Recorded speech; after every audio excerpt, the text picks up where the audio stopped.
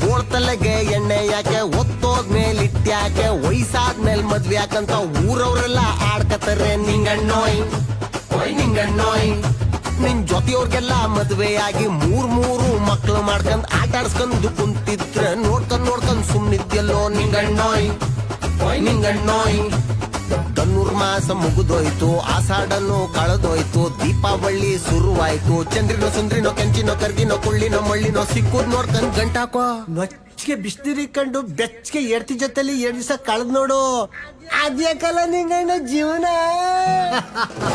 ನೀ ಮದ್ವೆ ಆಗೋದ್ ಯಾವಾಗ, ನೀ ಶೋಭನ ಮಾಡ್ಕೋದ್ ಯಾವಾಗ, ನಿನ್ ಮಕ್ಳು ಆಟ ಅನ್ನೋದು ಯಾವಾಗ.